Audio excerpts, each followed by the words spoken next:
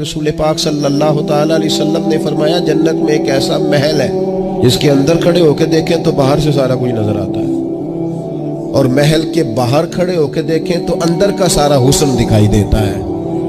تو حضور توجہ دلاتے تھے تو صحابہ میں شوق پیدا ہوتا تھا، یا رسول اللہ کس کو ملے گا؟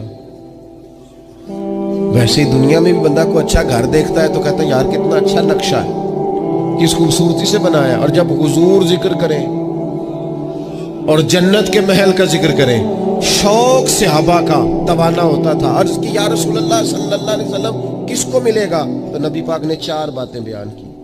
فرمایا ایک وہ بندہ جو اچھی بات کرے، وقولوا للناس حسنا، لوگوں سے اچھی بات کہے، وہ ہمیشہ معاشرے میں بری خبریں ہی دینے کا عادی نہ ہو، لوگوں کی عیب جوئی ہی اس کا مزاج نہ ہو، اچھی بات کرے۔ اور دوسرا رسول پاک نے فرمایا کھانا کھلائے، اہل ایمان کی دعوتیں کرے۔ اور تیسرا فرمایا کثرت سے روزہ رکھے۔ اور چوتھا فرمایا جب لوگ نیند کے مزے لے رہے ہو نا تو یہ اٹھ کر اپنے رب کی عبادت کرے۔ ساون کی کالی راتوں میں جب بوندا باندی ہوتی ہے، وہ راتوں کو اٹھ اٹھ روتے ہیں جب خلقت ساری سوتی ہے۔